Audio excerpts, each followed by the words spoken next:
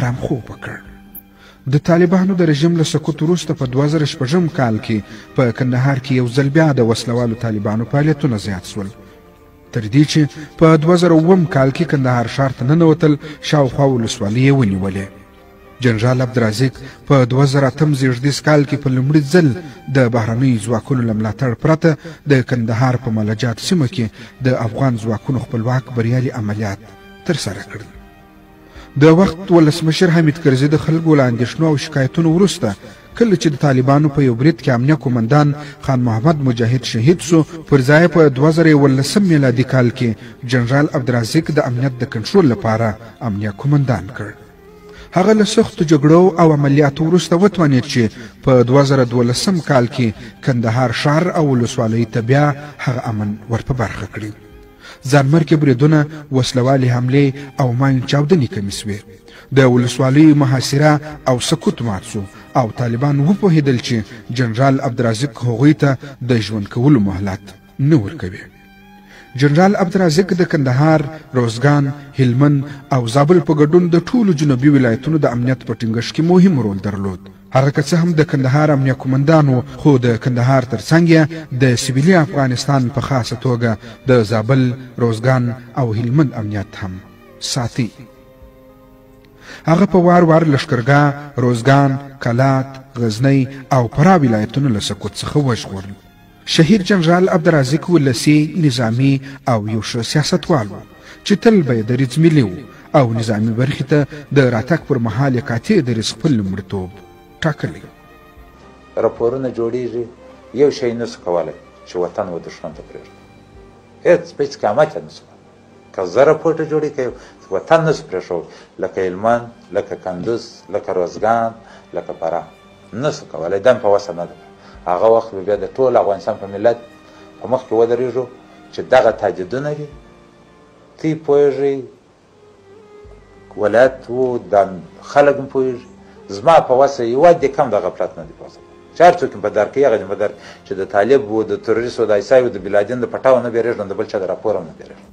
شهید جنرال عبدالرازق له 2014 کال وروسته په جنوبي حوزه او بالاخره افغانستان او نړیواله کچه په سیاسي ډګر کې یو له مشهورو او نفوذ لرونکو څېرو څخه و.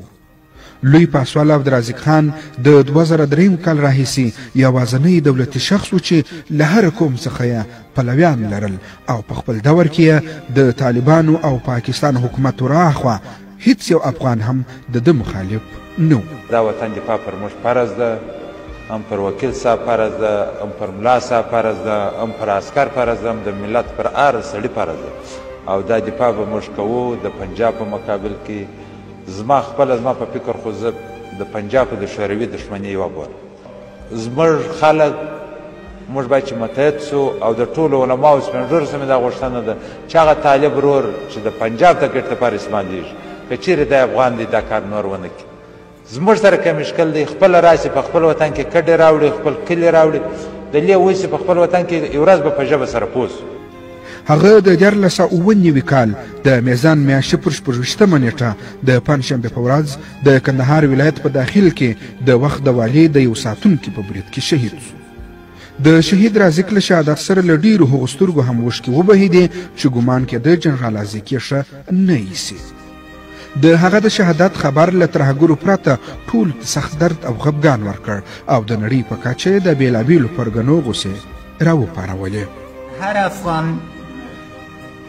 هر چیرې چې ده خپل غم ډېر ستر غم کې ځان شریک هم شهید ستر پاسوال رازق اچکزی او هم دگر جنرال مومن خان حسین خیل او نور شهیدانو لپاره تصور کړي.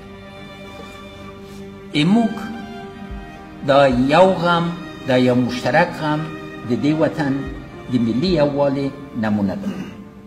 د افغانستان داسې ژبې کې نسته چې د دې شهید ستاینه نه ده. په ازبکي کې، په دري کې، په پښتو کې، په نورو ژبو کې نن د افغانستان ولس په دې بچي باندې ویاړي او په غم کې ځان شریک کړي. دا ځکه ده